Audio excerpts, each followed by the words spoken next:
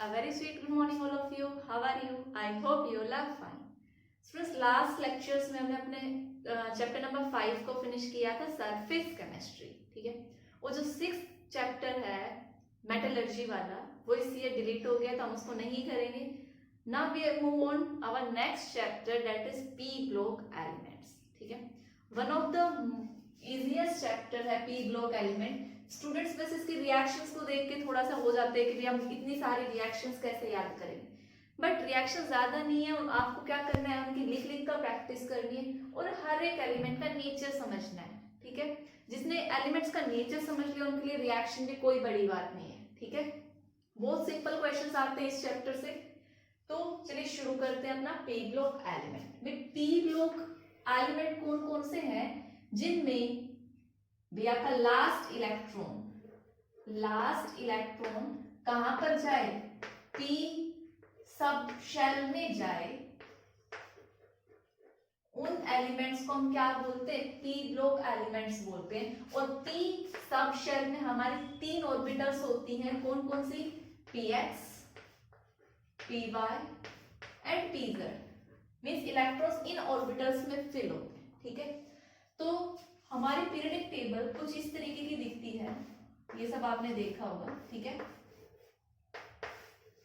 तो यहाँ पे ग्रुप नंबर 1, 2, ठीक है, और यहाँ पे ग्रुप नंबर 3 से लेकर 12 तक रहता है. ठीक है, ये जो लास्ट में आपको दिखता है ये ब्लॉक आपका क्या है? पी ब्लॉक है. ठीक है, इसी को मैं जूम करके बड़ा बना रही हूं, ये वाला पोर्शन.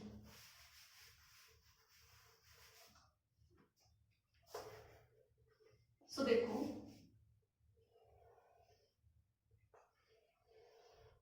Group number 13, 14, 15, 16, 17 and 18. ठीक है भाई, यहां पर पीरियड नंबर 1 होता है. पीरियड नंबर 1 में तो ग्रुप नंबर 1 में हाइड्रोजन जाता है, यहाँ सेकेंड क्या आता है? आपका हीलियम आता है. ठीक है, बाकी पीरियड नंबर 2, 3, 4, 5,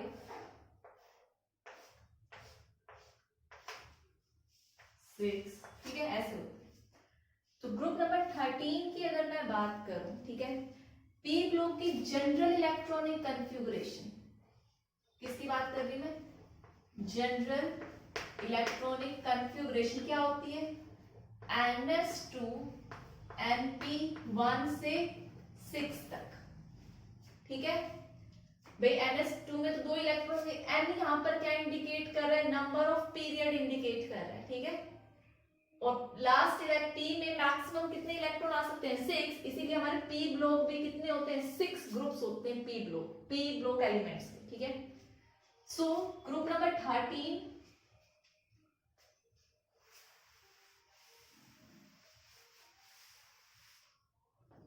में क्या आएगा? इसको हम क्या बोलते हैं? Boron family. कैसे याद रखोगे?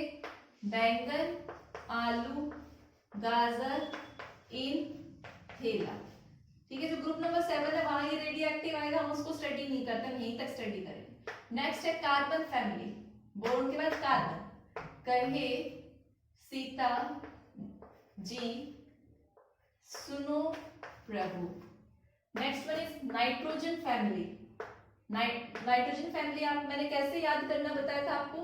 नाना पाटेकर, असरानी, सब भिखारी.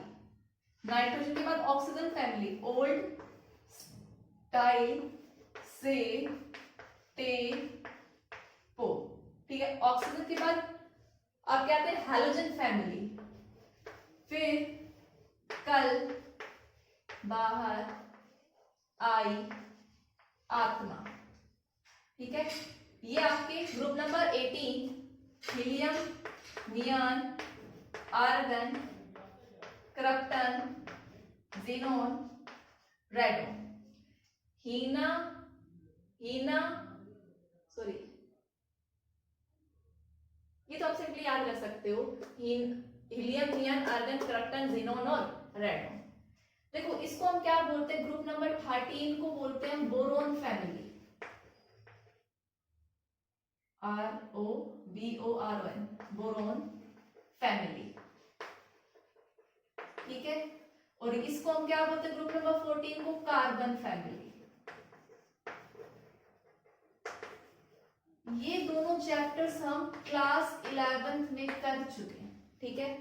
हमारे पास अब क्या बचते हैं, group number 15 to group number 18 जो हमें अभी स्टडी करने।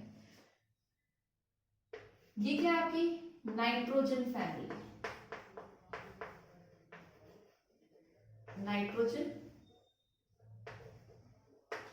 फैमिली। आई होप इतनी बातें आपको समझ में आई होगी। अब देखो नाइट्रोजन फैमिली का एक और नेम है जिसको हम क्या बोलते हैं, पिनाकोजेंस, पिनाकोजेंस।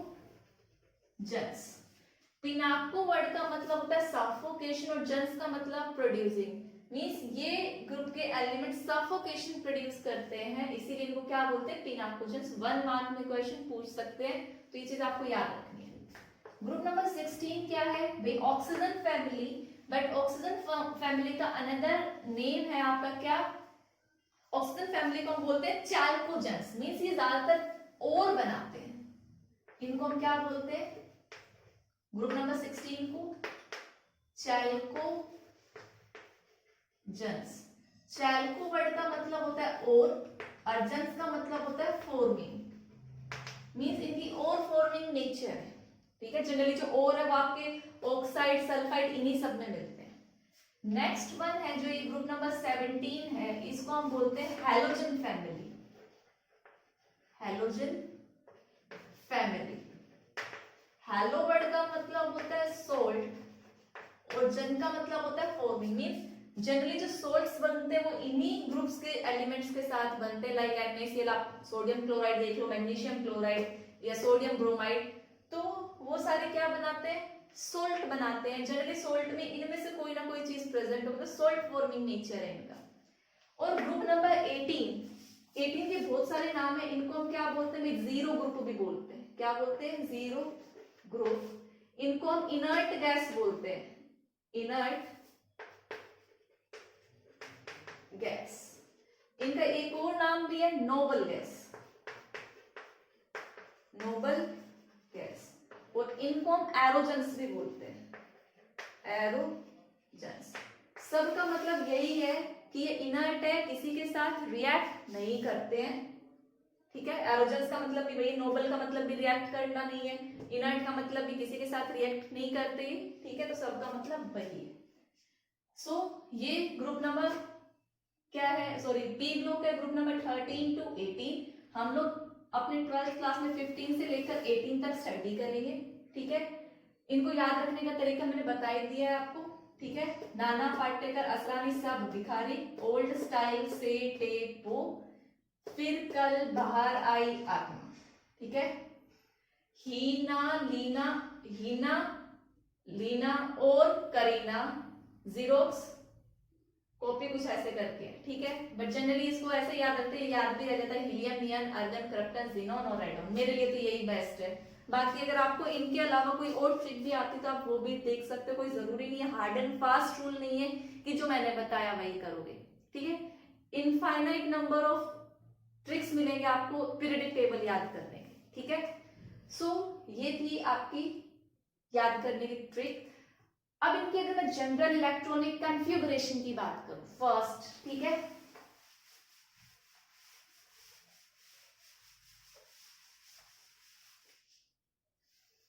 भाई जनरल इलेक्ट्रॉनिक कॉन्फ़िगरेशन, ये 13, 14 और ये 15। जनरल कॉन्फ़िगरेशन मैंने क्या बताई थी, NS2 NP1 से 6 तक। तो देखो ग्रुप नंबर 13 की क्या हो जाएगी, NS2 NP1। 14 की क्या हो जाएगी, NS2 NP2। 15 की जो हमें स्टडी करना है NS2 NP3, इसकी कितनी हो जाएगी, NS2 NP4। इसकी कितनी हो जाएगी, NS2 NP5। और ग्रुप नंबर 18 की क्या हो जाएगी, NS2 NP6। ये हर एक ग्रुप की क्या होगी, जनरल इलेक्ट्रॉनिक कॉन्फ़िगरेशन। और अगर आप किसी भी एलिमेंट एलिमेंट की क्या लिखनी है, जनरल इलेक्ट्रॉनिक कॉन्फ़िगरेशन देखनी है तो उसका पीरियड नंबर आपको पता होना चाहिए। सपोज करो मेरे को सेलेनियम की क्या देखनी है, इलेक्ट्रॉनिक कॉन्फ़िगरेशन देखनी है, तो देखो सेलेनियम किस में आता है, ग्रुप नंबर 16 में आता है। 16 की जनरल क्या है, NH2Np4, कौन से पीरियड से है, पीरियड नंबर 4 से, तो इसकी कॉन्फ़िगरेशन क्या होगी 4s2 4p4। आई बात समझ में। मेरे को क्रप्टन की देखनी है तो ये कौन से ग्रुप का है, group number 18 period number 4। General electronic configuration ये n की वैल्यू 4 पुट कर तो क्या हो जाएगी 4s2 4p6। मेरे को क्लोरीन की चेक करनी है, क्लोरीन की क्या है NH2Np5 है, जनरल कौन से पीरियड का है, थर्ड पीरियड का है, तो क्लोरीन की क्या हो जाएगी यहाँ पर 3s2 3p5। आई होप आप ऐसे सभी की इलेक्ट्रॉनिक कॉन्फ़िगरेशन लिख सकते हैं, ठीक है। ये आउटर लिखिए, आगे तो देखो अगर क्लोरीन लिखना है यहाँ तक हम नियर फिल कर चुके तो नियर 3s2 3p5 लिख देंगे कंप्लीट, ठीक है। तो आप ये कॉपी करो, ये जनरल इलेक्ट्रॉनिक कॉन्फ़िगरेशन थी। अच्छा एक चीज और बताती हूँ मैं यहीं पर, ये जनरल इलेक्ट्रॉनिक कॉन्फ़िगरेशन हम रिमूव कर देते हैं। भाई ये एक अकेला ऐसा ग्रुप है पी ग्रुप जिसके अंदर आपको क्या मिलते हैं, you find metals, non metals and metalloids. Only यही एक ऐसा ब्लॉक है जिसमें आपको ये तीनों चीजें देखने को मिलती है, ठीक है। तो देखो यहाँ पे अगर मैं मेटल्स की, नॉन मेटल्स की बात करूं, चलो नॉन मेटल पहले मेटलॉइड्स देखो। यहाँ पे जो मेटलॉइड्स हैं वो कौन कौन है, एक तो आपका सिलिकॉन है, मैं सर्कल कर रही हूँ जो मेटलॉइड होंगे अब, ठीक है, ये मैं रख कर, तो आपका मेटलॉइड कौन है, सिलिकॉन, जर्मेनियम, ग्रुप नंबर 14 में, ठीक है। ग्रुप नंबर 15 में मैं मूव करूं तो कौन है, आर्सेनिक और एंटीमनी, ठीक है। ग्रुप नंबर 16 में अगर मैं मूव करूं तो 16 में आपके आते हैं सेलेनियम, टेरिडियम। ग्रुप नंबर 17 में मैं मूव करूं, 17 में नहीं, ये आपके क्या है, मेटलॉइड्स हैं, याद रखना, ठीक है। इनके इधर ये सारे क्या होंगे आपके मेटल, और इनके इधर जो भी है ये क्या है आपके नॉन मेटल। तो जो मैंने सर्कल किए हैं ये आपके क्या है, मेटलॉइड्स, मींस जो मेटल्स और नॉन मेटल्स दोनों की प्रॉपर्टी रखते हैं, ये वाली, ठीक है। इससे इधर नाइट्रोजन, ऑक्सीजन, फ्लोरीन, फास्फोरस, ये सल्फर, क्लोरीन, ये सारे क्या है आपके नॉन मेटल्स हैं। और ये aluminium, gallium, indium, thallium, antimony, lead, bismuth, polonium, ये सारे क्या आपके मेटल्स हैं।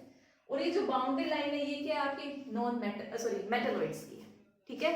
सो ये थी general information about P block element. So students अब हम वन बाय वन सभी ग्रुप्स को स्टडी करेंगे, उनके एलिमेंट्स की प्रॉपर्टी को चेक करेंगे, वो कैसे बिहेव करते हैं, ठीक है। फिजिकल प्रॉपर्टीज क्या है, केमिकल प्रॉपर्टीज क्या है, और इनसे रिलेटेड कंपाउंड्स, ठीक, इनसे कौन कौन से कंपाउंड मिलते हैं, कैसे मिलते हैं, मैन्युफैक्चरिंग वगैरह क्या, जो भी हमारे सिलेबस में होगा हम वो स्टडी करेंगे। तो देखो ये जनरल मैंने अलग से लिख दिया, जनरल इलेक्ट्रॉनिक कॉन्फ़िगरेशन में बता चुकी हूँ, ये ग्रुप नंबर कौन सा है आपका 15 है। जनरल इलेक्ट्रॉनिक कॉन्फ़िगरेशन NH2Np1 होती है, इनका नेम क्या है, पिनाकोजेंस है, पिनाकोजेंस है, जो क्या प्रोड्यूस करते हैं, प्रोड्यूस सफोकेशन, सफोकेशन प्रोड्यूस करते हैं, इसीलिए इनका पिनाकोजेंस नेम दिया गया है, ठीक है। ये क्या होते हैं, पॉइजनस है, ठीक है। जनरली ये किस नेचर के होते हैं, पॉइजनस नेचर के होते हैं, तभी सफोकेशन प्रोड्यूस होगी और हमारी डेथ हो जाएगी, पॉइजनस नेचर है इनका, ठीक है। जनरली जो रैट किलिंग है, भाई चूहे मारने की जो दवाइयां हैं उनमें लगभग आपको फास्फोरस P4 या आर्सेनिक मिलेगा, ये किसमें मिलेगा, rat killing medicine, rat killing के लिए काम में आता है, ठीक है। तो ये थी, अब देखो इलेक्ट्रॉनिक कॉन्फ़िगरेशन क्या लिखोगे, क्या तो जनरल से रखो, या फिर आपको पता है क्या होता है 1s 2s and 2p। Atomic number 7 है, s में 2 इलेक्ट्रॉन, 2s में 2 इलेक्ट्रॉन, और इसमें कितने इलेक्ट्रॉन आएंगे आपके 3। ठीक है, और आपको पता है ये इतनी कॉन्फ़िगरेशन किसकी है भाई, नाइट 2 नंबर और ये।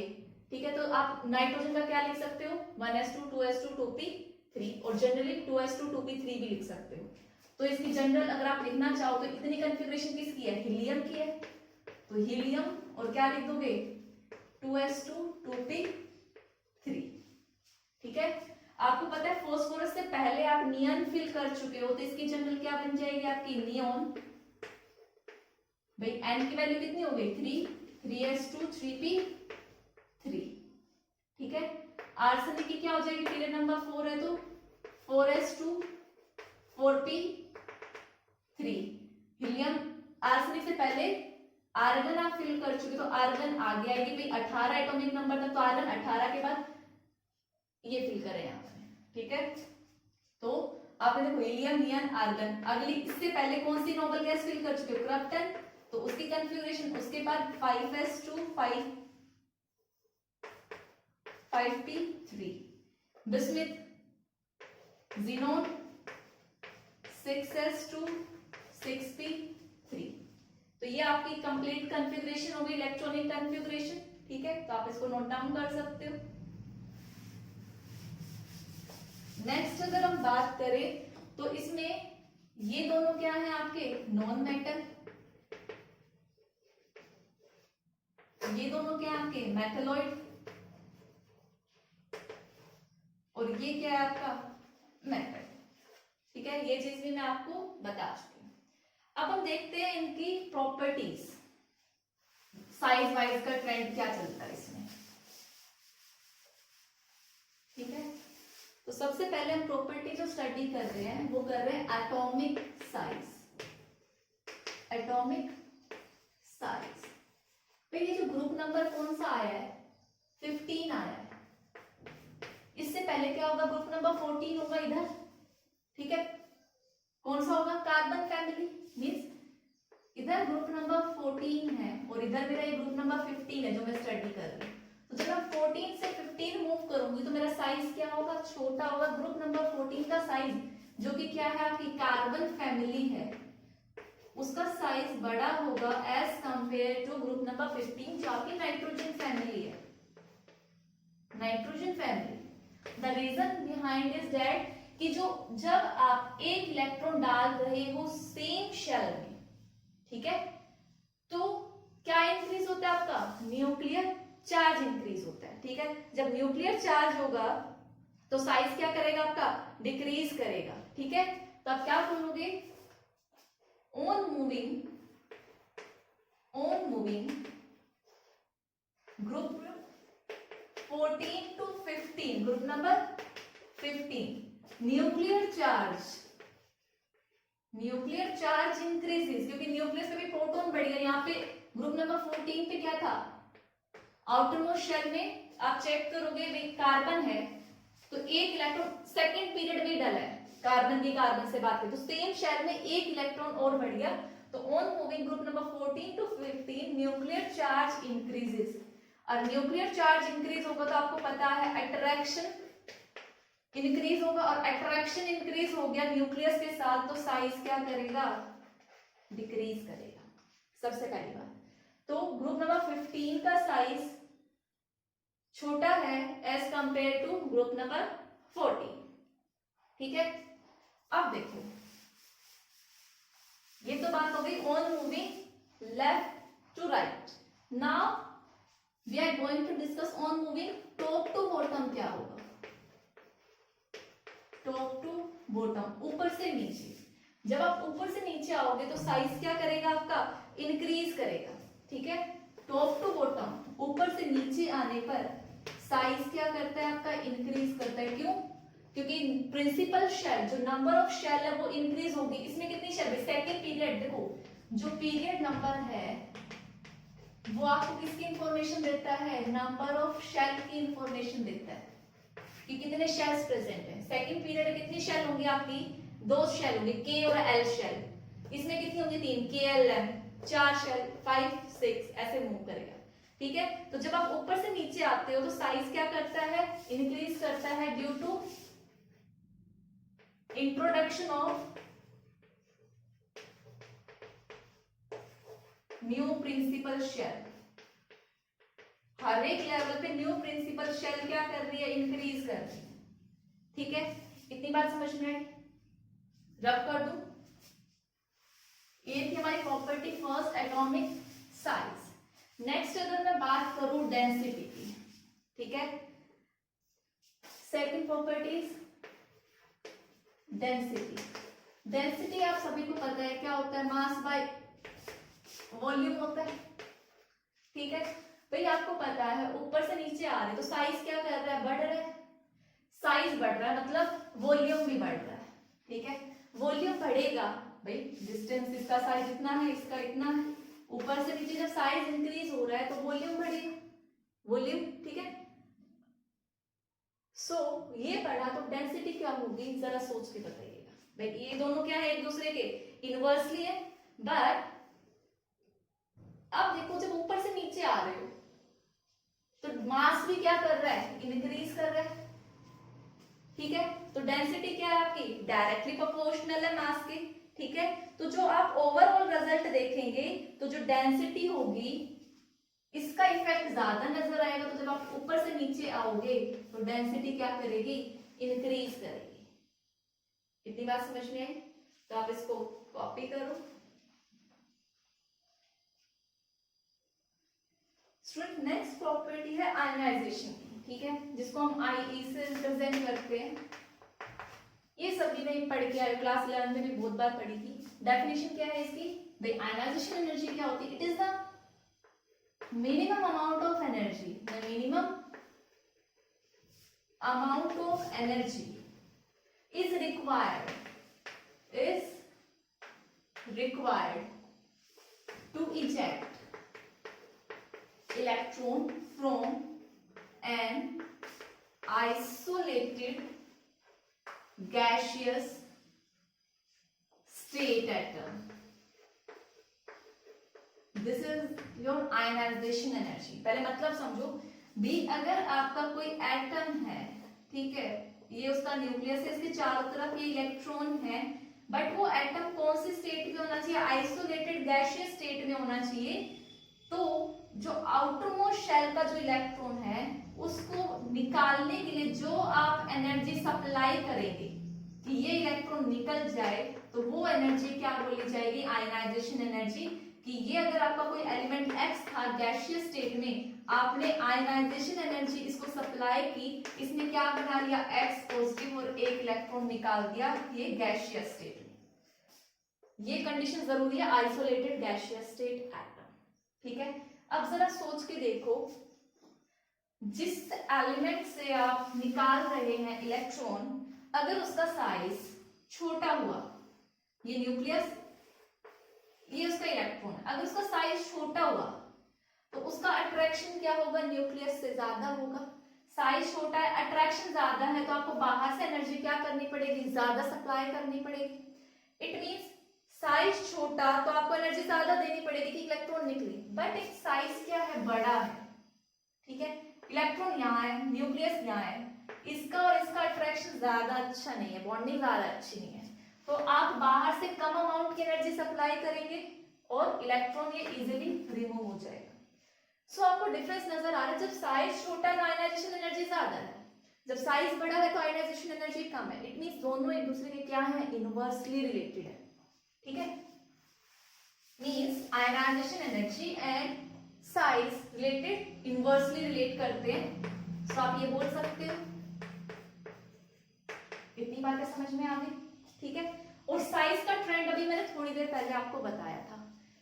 अब देखो आयनाइजेशन एनर्जी में ग्रुप 14 और 15 की कंपेयर करो, means left to right move करो।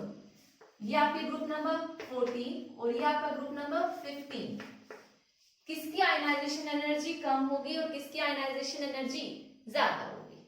ठीक है, तो भाई जब आप यहां से यहां मूव कर रहे थे ग्रुप नंबर 13 टू 14, तो बताओ साइज का ट्रेंड क्या था, ग्रुप नंबर 14 क्या था, बिगर साइज का था, ग्रुप नंबर 15 छोटा था, इसका साइज बड़ा था। भाई ये ट्रेंड मैंने किसका लगाया है, साइज का।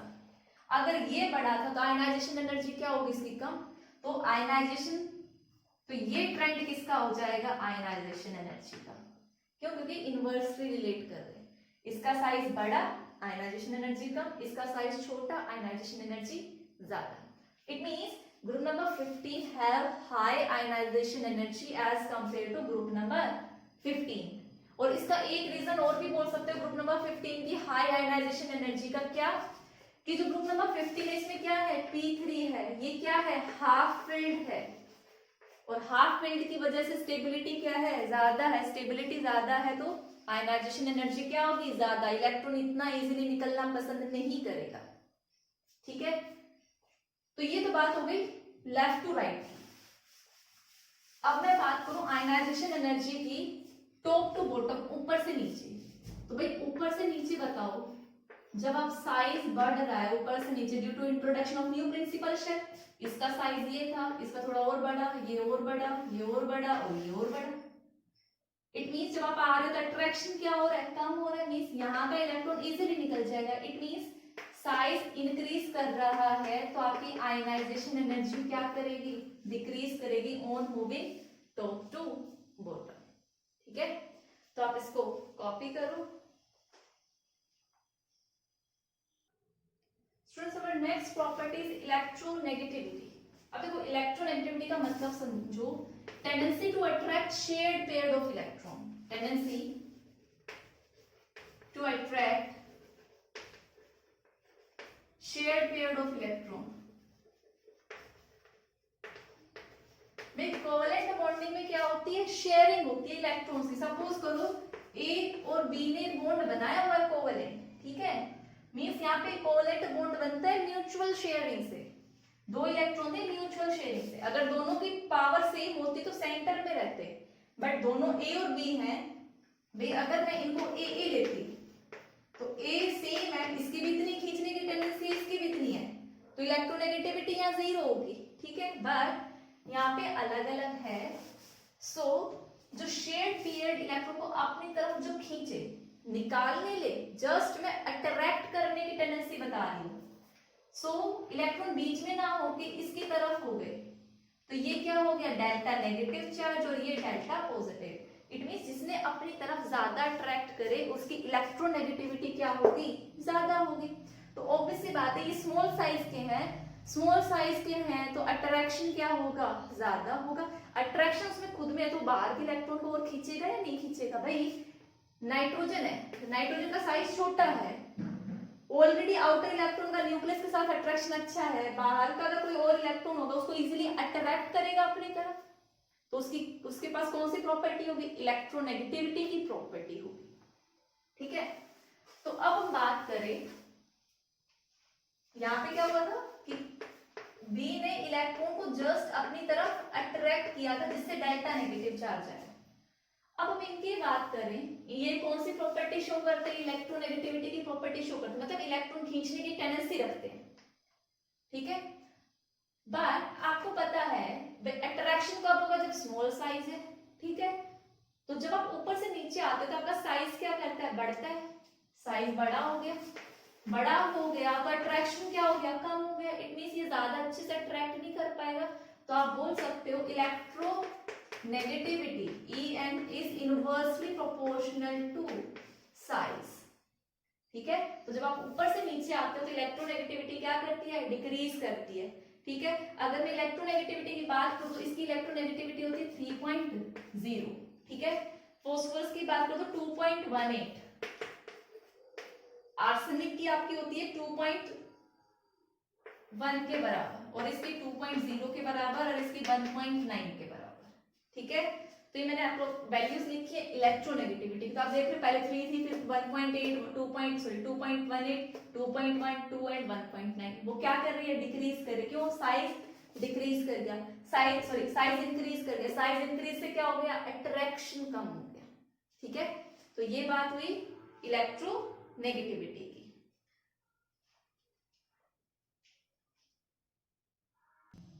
स्टूडेंट्स नेक्स्ट प्रॉपर्टी आती है एलोट्रोपी। ठीक है, एलोट्रोपी आप बचपन की क्लास से 10th क्लास में बहुत पढ़ा है एलोट्रोप्स ऑफ कार्बन, डेफिनेशन आपको अच्छे से याद होगी कि एक एलिमेंट का एग्जिस्ट करना अलग अलग फॉर्म में, ये फिनोमिना क्या कहलाता है, एलोट्रोपी कहलाता है।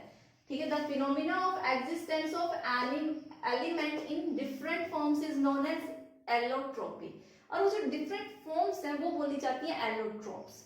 तो अगर मैं इस ग्रुप की बात करूं तो एलोट्रोपी शो करता है, बट नाइट्रोजन और बिस्मिथ शो नहीं करते, ये तीन शो करते हैं।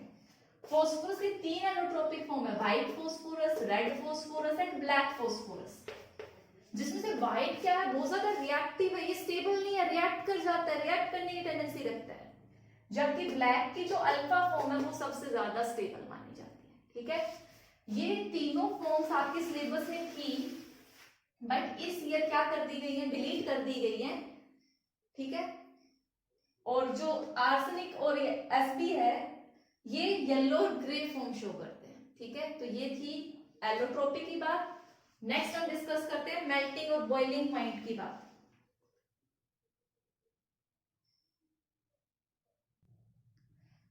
नेक्स्ट है boiling point and melting point, group number 15 का। तो देखो मेल्टिंग पॉइंट की बात करें तो जो मेल्टिंग पॉइंट है बेसिकली डिपेंड करता है किसमें, पैकिंग फ्रैक्शन की, कोई चीज कितनी पैक्ड है, ये किस पे डिपेंड करता है, पैकिंग फ्रैक्शन। जिसका जितना अच्छा पैकिंग फ्रैक्शन उतना ही अच्छा मेल्टिंग पॉइंट। ठीक है, तो हम देखते हैं जब हम नाइट्रोजन से आर्सेनिक तक मूव करते हैं तो मेल्टिंग पॉइंट इंक्रीज करता है, बट जब हम एसबी से बिस्मिथ आते हैं तो बॉइलिंग पॉइंट क्या कर जाता है, सॉरी मेल्टिंग पॉइंट क्या कर जाता है, डिक्रीज कर जाता है। और ये रीजन डिक्रीज होने का किसकी वजह से है, लैंथेनॉइड कॉन्ट्रैक्शन की वजह से है, लैंथेनॉइड कॉन्ट्रैक्शन की वजह से हुआ है। क्यों, क्योंकि यहाँ पे डी ब्लॉक लैंथेनॉइड्स आ जाते हैं डी ब्लॉक में। ठीक है, तो ये रीजन है। जबकि मैं बॉइलिंग पॉइंट की बात करूं तो वो लगातार ऊपर से नीचे क्या करता है, इंक्रीज करता है। क्यों, क्योंकि जो बॉइलिंग पॉइंट है ना वो डिपेंड करता है किस पे, मोलर मास पे। बॉइलिंग पॉइंट किस पे डिपेंड करेगा, van der Waals force of attraction पे। पहले बात तो van der Waals force of attraction पे, जैसे जैसे van der Waals force of attraction बढ़ेगा बॉइलिंग पॉइंट भी बढ़ेगा। और जो van der Waals force of attraction है वो क्या होता है, इंक्रीज होता है, किसके इंक्रीज होने से, मोलिकुलर मास के इंक्रीज होने से, मोलिकुलर मास। तो जैसे जैसे मोलिकुलर मास बढ़ेगा, ऊपर से नीचे भी मोलिकुलर मास बढ़ रहा है, वैसे ही ऊपर से नीचे क्या होगा, van der Waals force of attraction बढ़ेगा, और van der Waals force of attraction बढ़ेगा तो बॉइलिंग पॉइंट इंक्रीज होगा। ठीक है, तो ये था overall about melting point and boiling point. तो स्टूडेंट्स यहाँ पे हमने फिजिकल प्रॉपर्टीज कंप्लीट की थी। कल हम डिस्कस करेंगे नेचर ऑफ बॉन्डिंग, कि किस टाइप के बॉन्ड बनाते हैं, ग्रुप नंबर 15। तो आपको ये जितना मैंने बताया ये अच्छे से रिवाइज करना है। So that's all for today's lecture. Thank you and have a nice